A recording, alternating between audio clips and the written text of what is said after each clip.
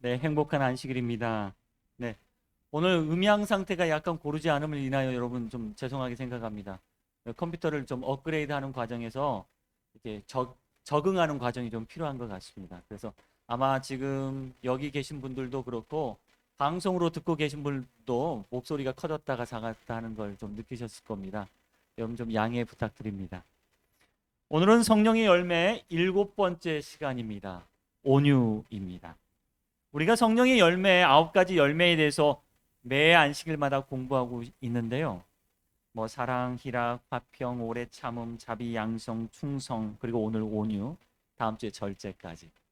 여러분 이런 성령의 아름다운 열매를 갖고 싶지 않으십니까? 여러분 매 안식일마다 이 말씀이 선포될 때 여러분 이 약속에 대해서 여러분 주장하게 되기를 바랍니다. 주님, 저는 이거 갖고 싶습니다. 꼭 갖게 해달라고 여러분 외치기를 간절히 바랍니다. 오늘은 온유입니다. 온유라는 성품의 열매를 여러분 함께 갖게 되기를 간절히 바랍니다. 우선 말씀 제가 읽겠습니다. 갈라디아서 5장 22절 23절입니다. 오직 성령의 열매는 사랑과 희락과 화평과 오래 참음과 자비와 양선과 충성과 온유와 절제니 이 같은 것을 금지할 법이 없느니라.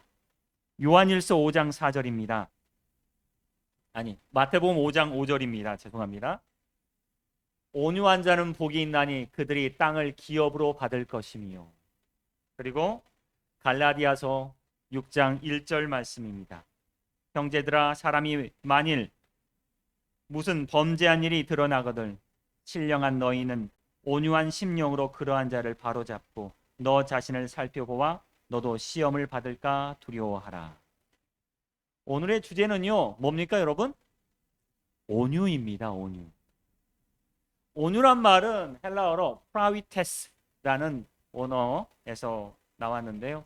온유, 온화, 친절, 겸손, 동정심이라는 말을 뜻을 가지고 있습니다.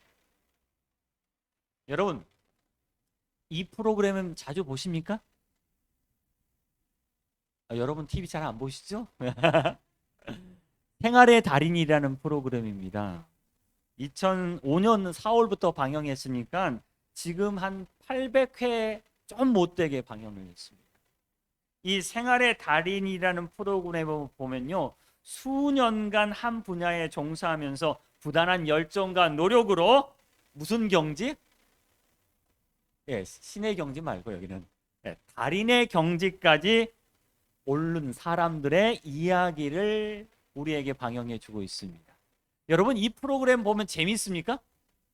너무너무 저는 보면 재밌고 신기해요. 어떤 사람은 수건 상자 접기의 달인이에요.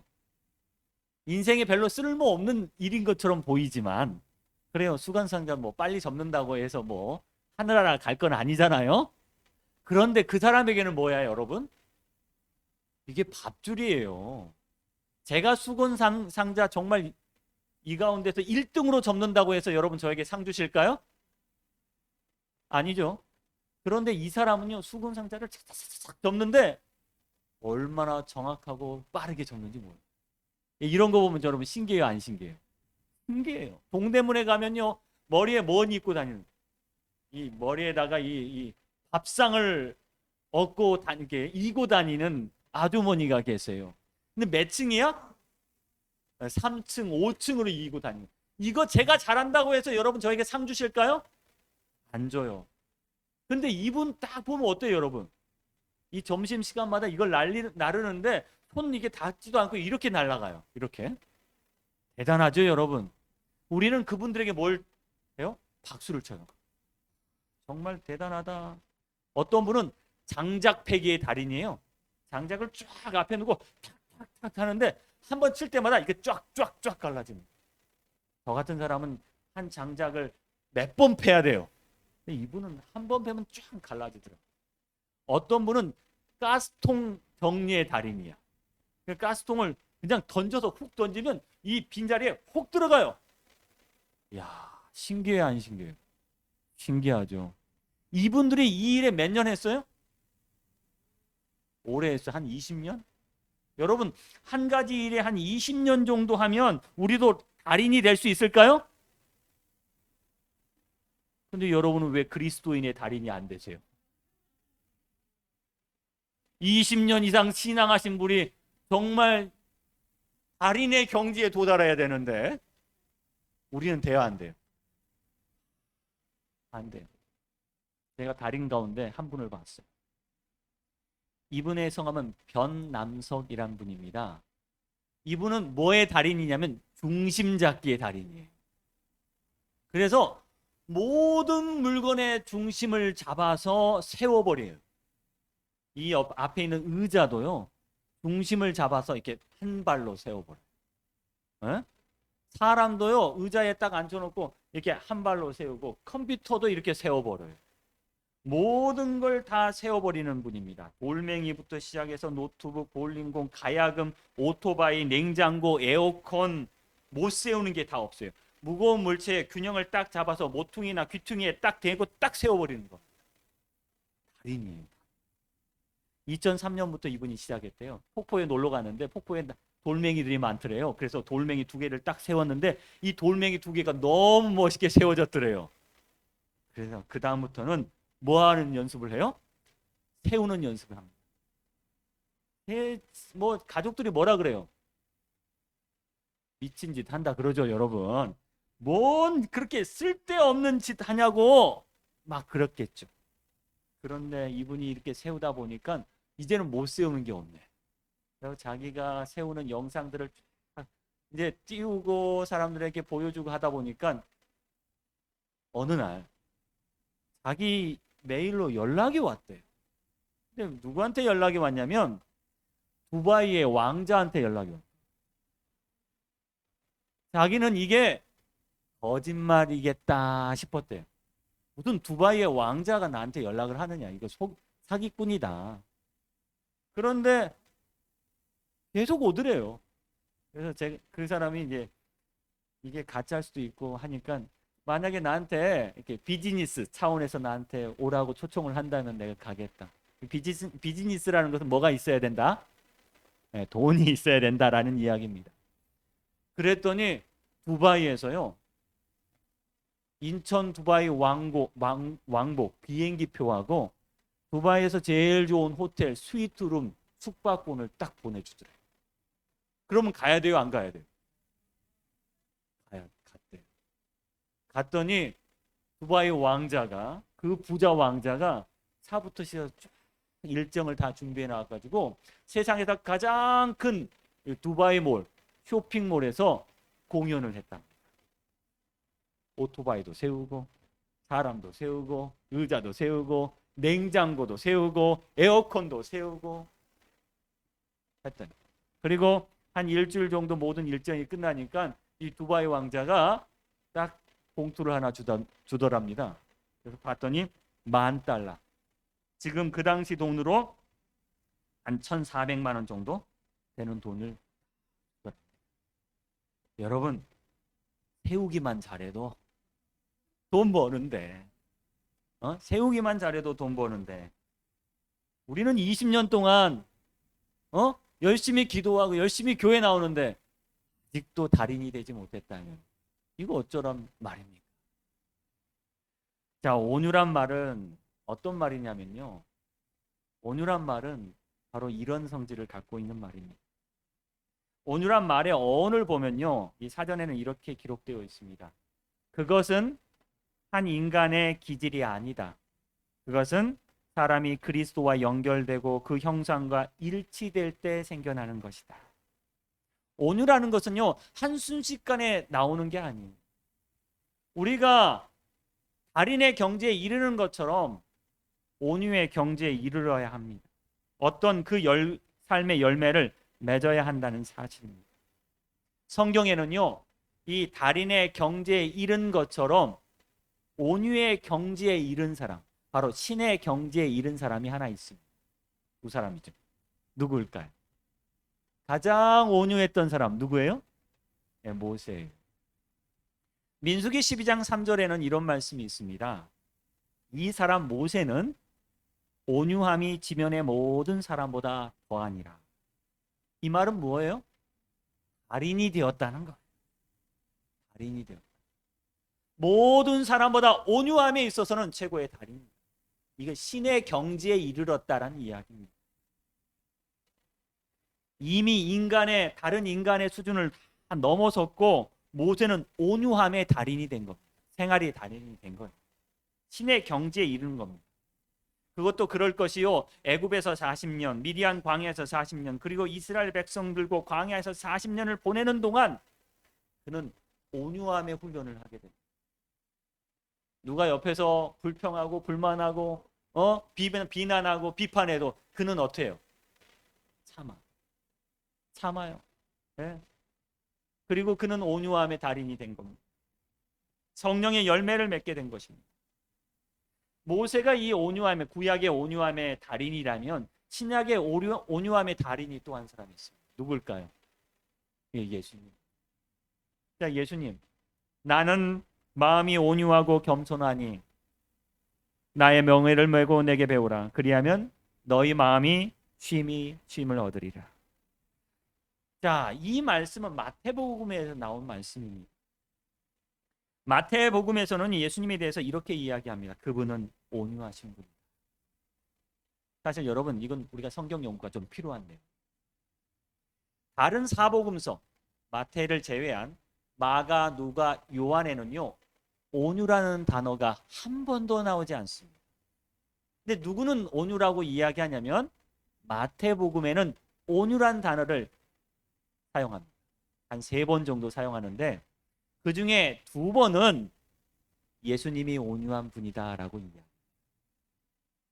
왜 다른 복음에는 사용하지 않는데 마태는 이렇게 온유란 말을 예수님께 빗대어 이야기할까? 그 이유는 마태의 특별한 생각, 이 성경을 쓰면서 그가 하고 싶은 말이 하나 있었기 때문에 그렇습니다.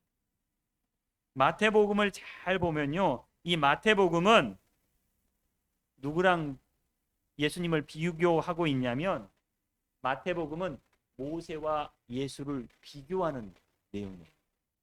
사실 마태복음은 유대인들을 위해 쓴 책이 바로 마태복음입니다. 유대인들 가운데 가장 존경하는 인물을 꼽으라면 누구냐면 모세였어요. 모세는요, 어릴 때 바로의 명령을 위해서 죽을 뻔하죠. 한번 모든 태어나는 남자 아이는 뭐하라? 그 나일강에 던지라는 명령. 근데 예수님도 똑같은 명령이 기록되어 있습니까? 헤롯 왕이 베들레헴에 태어난 2살 아래에 있는 모든 어린아이를 죽이라는 명령이 있었죠. 이 2가지 명령이 마태는 비교를 하는 거예요. 또한 마태는요, 이 모세의 인생과 예수의 인생을 비교해요. 그 비교의 정점이 어디냐? 모세는 어디 가서요? 시내산에서 하나님께 율법을 받았다면 예수님은 어디에서요? 산에서 백성들에게 하나님의 새로운 율법을 선포하는 이야기입니다. 그래서 마태복음을 잘 보면 누구의 이야기와 모세의 이야기와 예수님의 이야기를 이렇게 비교해서 설명하고 있는 것을 볼 수가 있어요. 그런데 마태가 진짜 하고 싶은 말은 뭐냐? 모세와 같이 온유한 자가 누군지 아느냐? 누구예요? 예수다. 모세처럼 온유한 자가 바로 예수다라는 것을 보여주고 싶었습니다. 사실 온유함, 부당한 대우를 받으면서도 참고 온유한 태도를 보이는 것은 이방인들에게나 유대인들에게 그렇게 좋은 태도는 아니었어요. 왜?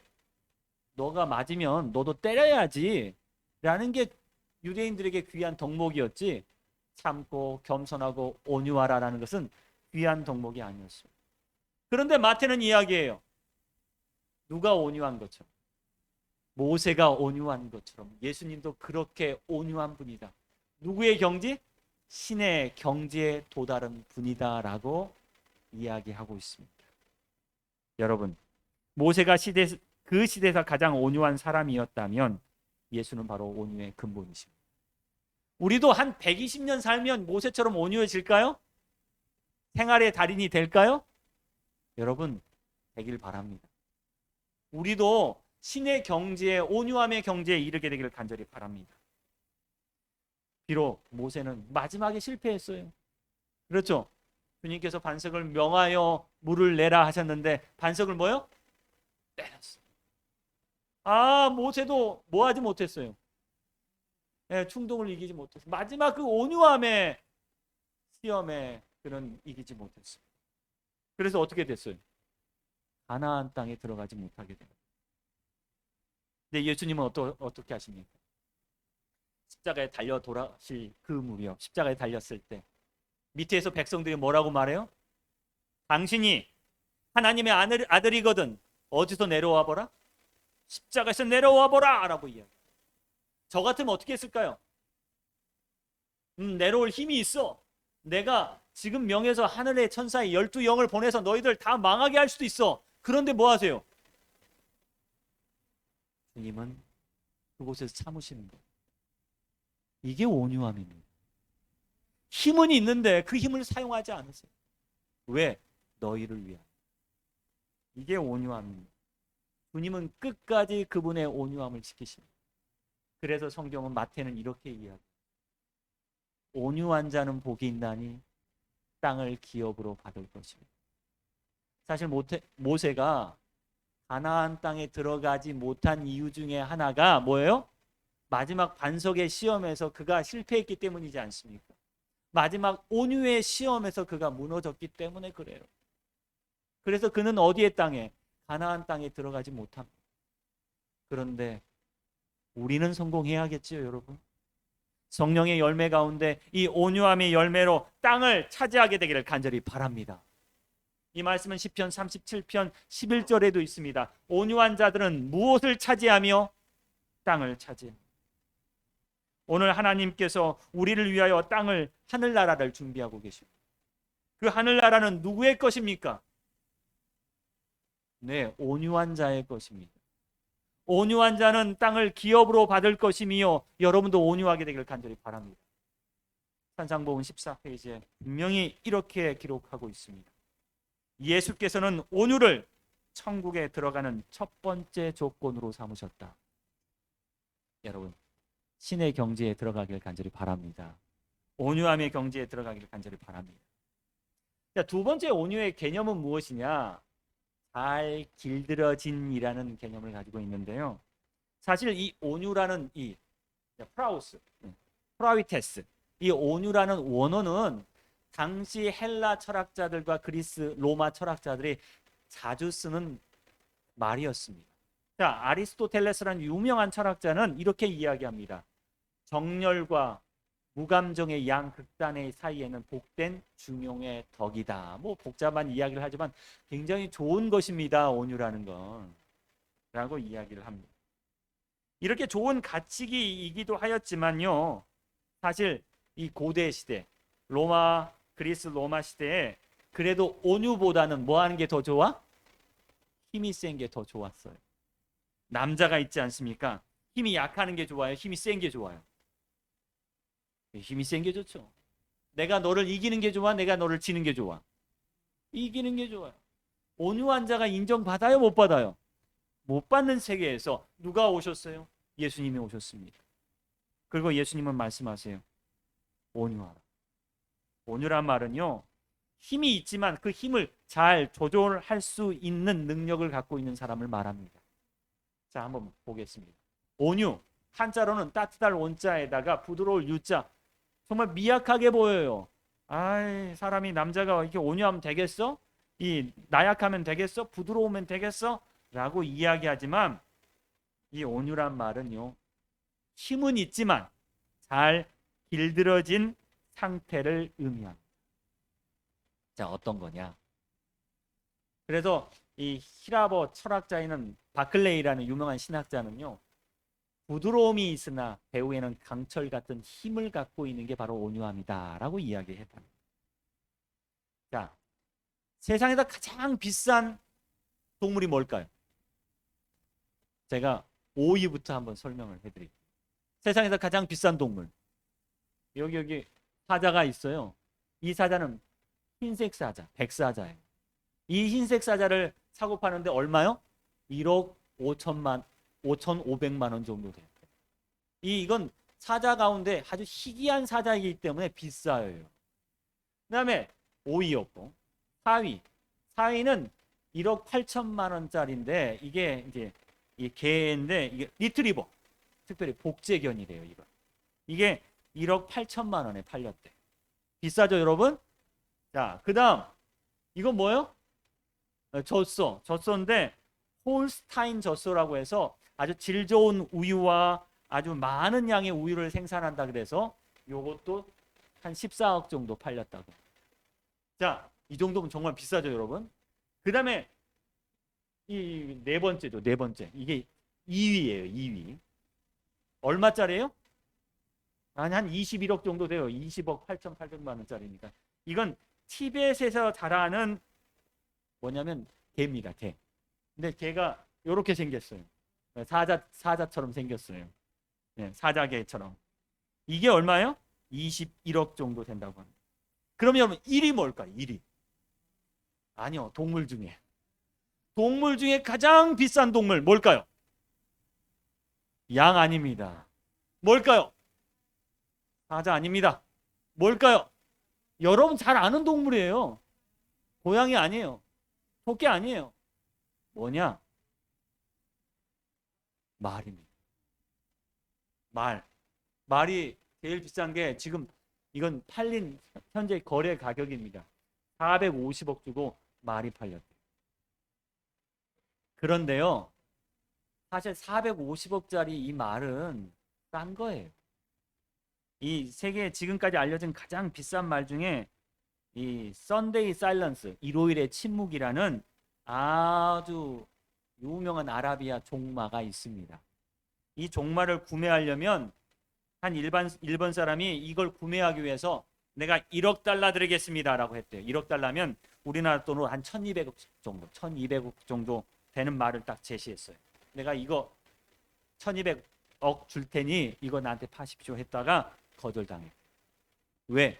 이 아라비아 종마, 이 선데이 사일런스라는 이 말은요, 이 씨만 파는데 한번 이 씨를 이게 파는 데만도 5억이래요.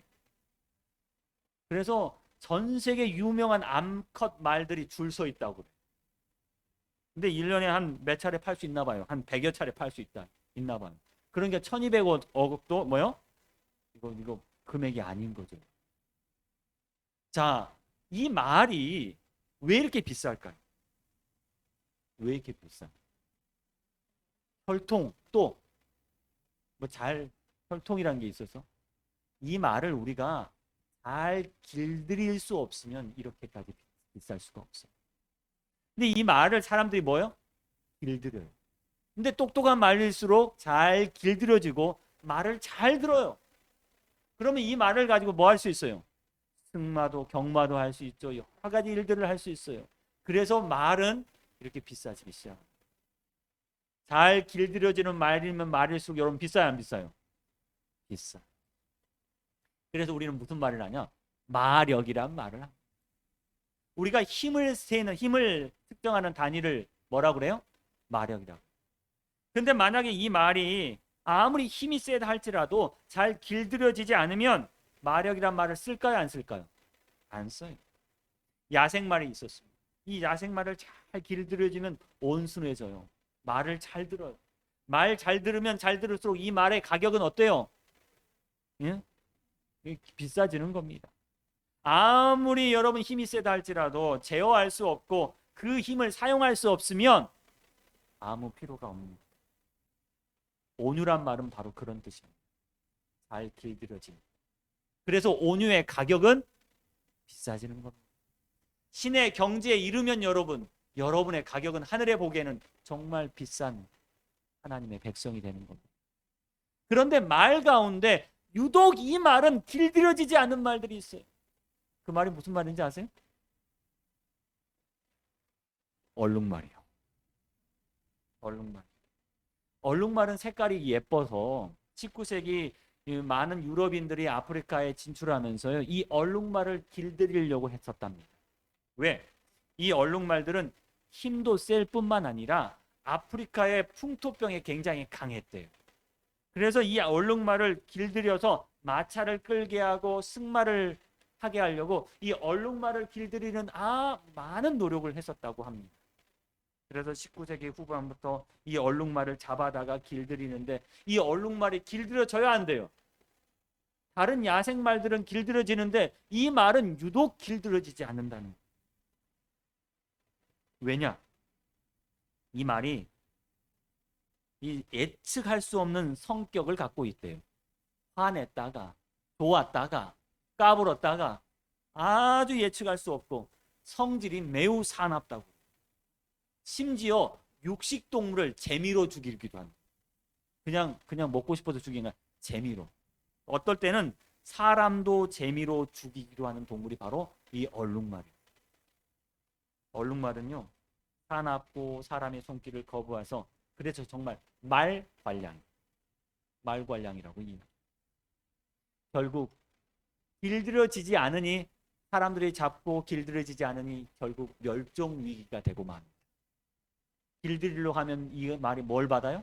스트레스 받아 죽고 또 사람한테 까불다가 죽고 사람 달려들다가 죽고 결국 멸종 위기가 되고 말았다고. 여러분 얼룩말이 되시겠습니까? 아니면 여기 아라비아 종마가 되시겠습니까?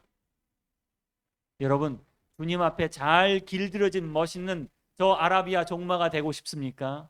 아니면 아무리 길들이려고 해도 길들여지지 않는 색깔만 요란한 얼룩말이 되시겠습니까? 마태복음 11장 29절 주님 말씀하십니다. 나는 마음이 온유하고 겸손하니 너희도 무엇을 메고 나의 멍에를 메고 내게 배우라. 온유하신 주님이 우리에게 이렇게 말씀하십니다. 내가 이 세상에서 가장 온유하니 너희는 나의 멍에를 메고 너의 힘을 제어하여 이제 온유함을 배우라고 말씀하십니다. 주님께 온유함을 배우기 원하신 분들은 아멘 하시고 주님 앞에 나오기를 간절히 바랍니다. 이것은 약속입니다. 주님께서 우리에게 온유함을 가르쳐 주실 것입니다. 주님께서 참된 쉼을 우리에게 주실 것입니다. 재림교회 주석에는요, 이 온유함에 대해서 이렇게 이야기합니다. 온유는 성화의 길을 준비하는 마음과 정신과 삶의 태도이다. 여러분 주님처럼 성화되길 원하십니까? 거룩하게 되길 원하십니까? 그러면 온유함을 우리는 가져야 합니다. 온유한 심령은 하나님 앞에 값진 것이다.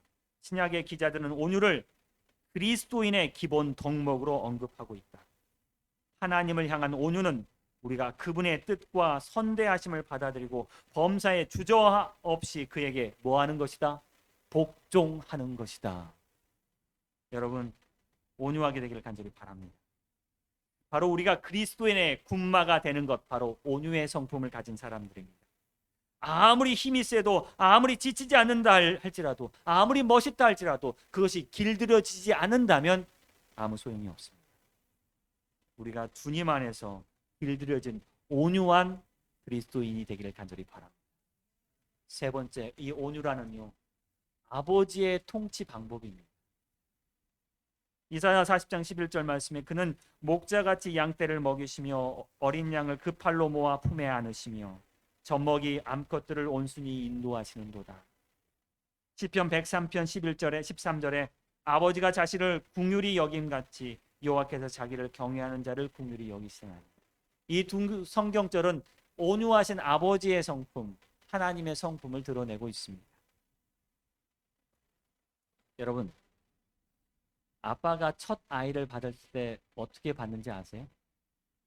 저도 첫 아이 우리 선우가 태어났을 때 한번 안아보라고 저에게 주었습니다. 느낌이 어땠는지 아세요? 힘이 안 들어가요. 이게 꽉 쥐면 어떻게 될 것 같아요? 부러질 것 같아요. 그래서 최대한 힘을 어때요, 여러분? 빼고 정말 힘을 빼고 이렇게 아이가 너무 어때요? 가볍고 작아요. 이거 힘 주면 어떻게 될 것 같아요? 망가질 것 같아요. 네? 아빠는 힘이 있어요, 없어요? 힘이 있어요. 근데 이 아이한테 힘을 쓸 수 있어요, 없어요? 없어요. 여기 보니까 거인 아빠가 있어요. 이 거인 아빠가 아이를 딱 이렇게 안으면 자기의 힘을 다 쓸까요? 그러면 자기의 힘을 얼마만큼만 쓸까요? 최대한 적게 써요. 왜? 아이가 다칠까? 아이의 신생아 아이의 손이 있습니다. 이 손을 어떻게 잡을까요? 살짝 잡을까요? 아니면 누구 반가운 사람 만난 것처럼 인사할 때 우리 전화섭 장로님 손 잡는 것처럼 꽉 잡아갖고 이렇게 인사할까요? 반가워. 아니요. 살짝 잡아서 아이가 나를 잡을 수 있도록 이렇게 살짝 잡을 거예요. 마치 솜사탕을 안는 것처럼 이렇게 잡을 거란 거예요. 이게 바로 온유라고. 하나님께서 우리를 잡으실 때, 우리를 통치하실 때 어떻게 하실 수 있어요? 잡을 수 있어요. 그럼 우리는 어떻게 돼요? 무너지고 깨질 수밖에 없습니다. 근데 주님은 우리를 어떻게 잡으시냐면 정말 서서히 우리를 잡고 계세요. 약하게 우리를 잡고 계십니다. 신명기 1장 31절 말씀에 광야에서도 너희가 당하였거니와 사람이 자기의 아들을 안는 것 같이 너희의 하나님 여호와께서는 너희가 걸어온 길에서 너희를 안으사 이곳까지 이르게 하셨느니라. 광야에서 쓰러진 아들을요 하나님이 안으십니다. 근데 하나님은 거인이세요. 힘이 너무 세세요. 그냥 우리를 안으면 어떻게 될 것 같아? 우리가 부서질 것 같아. 그래서 하나님은 최대한 서서히 안고 우리를 안고 오시는 분이 바로 주님이십니다. 너는 사람이 그 아들을 징계함 같이 내 하나님 여호와께서 너를 징계하신 줄 알라. 여러분, 꼬맹이 아들이 잘못하면 이 아들을 어떻게 합니까? 죽어라고 막 때립니까? 아니죠. 회초리를 때릴 때도 이 아들이 뭐 할 만큼 때려요? 견딜 수 있을 만큼만 때립니다. 바로 그것이 바로 주님의 온유하심이십니다. 주님은요 그 온유하심으로 우리를 인도하고 계십니다. 하갈과 이스마엘이 아브라함의 집에서 쫓겨났어요. 쫓겨나서 광야를 헤매다가 먹을 것이 없고 물이 없어서 지쳐서 쓰러지고 이 하갈의 아들 이스마엘은 거의 죽어가고 울고 있었습니다. 그러니까 그의 어머니는 이 죽어가는 이스마엘을 보고 어떻게 했어요? 울었어요. 막 울고 있으니까 그때 누가 나타나셨어요? 우리 하나님이 나타나셨어요. 하나님의 사자가 나타나서 뭐라고 해요? 아이고 하갈아 하갈아 무슨 일이냐 무슨 일이냐. 두려워하지 마라. 하나님이 저기 있는 아이의 소리를 들으셨도다. 저는 이 말씀이 너무 큰 은혜를 받았어요. 하갈아 무슨 일이냐. 하갈아 무슨 일이냐. 무슨 일인지 알아요 몰라요 여러분? 너가 쫓겨난 거 다 알고 있어요.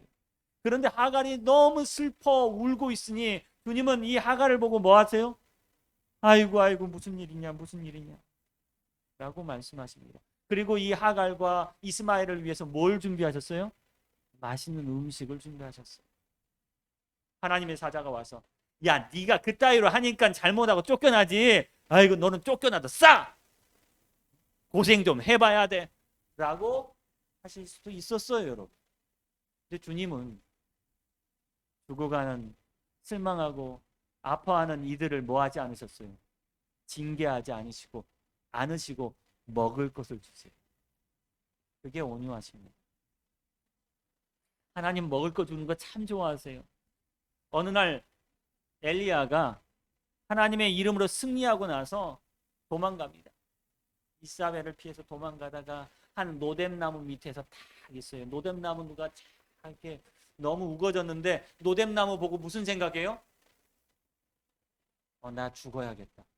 이게 쉽게 말하면 노뎀나무에 목매달아 죽어도 딱 좋은 나무구나 하고 나 죽겠습니다. 이제 자살할래요 라고 이야기합니다. 그러니까 하나님이 이 엘리야에게 나타나서 뭐라고 하십니까? 어루만지세요. 그리고 야, 좀 먹어. 좀 먹어. 라고 이야기합니다. 저 같으면 어떻게 이야기하겠습니까? 네가 선지자면 이 정도 시험은 통과해야지. 누가 무서워? 인간이 무서워? 야 왕이 뭔데? 여왕이 뭔데? 이사벨이 뭔데? 내가 너를 지키고 있다고 믿어야지. 너 왜 이렇게 믿음이 부족해? 뭐? 자살하겠다고? 죽겠다고? 그게 말이 돼? 라고 뭐 했을 거예요? 혼냈을 것 같은데 주님은 오셔서 그의 상처나고 힘들어하는 마음을 어루만지고 뭐 하라고 해요? 말씀 안 하시고 뭐 하세요? 먹어라. 먹어. 뭐 해야지? 힘내야지. 먹어라 라고 말씀하세요. 예수님이 베드로에게 나타나셨어요. 베드로한테 뭐라 그래요? 야, 고기 몇 마리 잡았어? 라고 하면서 베드로가 예수님이 오신 걸 알고 뛰어가는데, 베드로는 할 말이 있어요, 없어요? 없어요. 왜? 베드로는 예수님을 3번이나 부인하고 욕했거든요. 근데 예수님께서 베드로를 보자마자 뭐라고 말씀하세요? 야, 쟤는 나 욕하고 나 부인했으니까 쟤는 저 제일 뒤에 서 있어 라고 말하지 않으시고, 동아리 걸어! 라고 말씀하지 않으시고, 뭐라고 말하세요? 와서 아침밥 먹어야지 라고 말씀하세요. 와서 아침밥 먹어야지. 가출하여 돌아온 아들에게 아버지는 뭐라고 말씀하세요? 밥은 먹고 다니냐? 밥은 먹고 다니냐? 라고 말씀하세요. 그리고 하시는 말씀이 뭐라고요? 먹어라. 밥 먹어라. 이게 바로 아버지의 온유하심입니다. 아버지가 힘이 없어서 매를 못 들어 그의 종아리를 치지 못하는 것이 아니라, 오늘 이 아버지는요, 그의 온유함을 가지고 우리에게 말씀하십니다. 밥은 먹고 다니냐? 그리고 말씀하십니다. 밥 먹어라. 밥 먹어라. 오늘 우리는 이러한 아버지의 온유함을 담게 되기를 간절히 바랍니다. 이 온유함 성품을 여러분 갖게 되기를 바랍니다. 오늘 결론의 말씀은요, 이제 이 온유한 이 단어를 가지고 바울은 이렇게 이야기합니다. 우리가 온유해야 합니다. 특별히 이 교회에서 온유해야 합니다. 우리 중에 범죄한 사람이 만나거든 여러분 그를 꾸짖지 마시고, 여러분 그를 책망하지 마시고 온유한 심령으로 그를 바로잡기를 바랍니다 라고 이야기합니다. 그리고 우리 자신을 살펴보기를 바랍니다 라고 이야기합니다. 교회 일을 처리할 때 온유한 마음으로 하라고 우리에게 호소합니다. 디모데후서 2장 25절, 디도서 3장 2절, 베드로전서 3장 15절 모두 다 온유함으로 교회 일을 행하며, 온유함으로 훈계하며, 온유함으로 사람들에게 나타내며, 온유함으로 항상 대답하라고 이야기합니다. 말을 할 때도 온유해야 하고, 형제를 견책할 때도 온유해야 하며, 교회 일을 할 때도 온유해야 한다고 이야기합니다. 어쩌면 이 온유함은요, 이 교회의 근본이 되어야 된다고 생각합니다. 모든 성도가 가져야 할 마음의 품성이라고 생각합니다. 사랑하는 여러분, 저는 이 온유한 성품을 갖고 싶습니다. 이 성령의 열매를 갖고 싶습니다. 여러분 구하게 되길 바랍니다. 세상에서 가장 온유했던 모세와 예수처럼 여러분도 온유해지기를 간절히 바랍니다. 우리가 20년, 30년 신앙생활 하면서 이제는 달인의 경지를 넘어 신의 경지, 모세의 경지, 그리고 예수 그리스도의 경지에까지 올라가기 위해 이 온유함이 필요합니다. 온유한 사람이 되기를 간절히 바라며 오늘 말씀을 줄이도록 하겠습니다.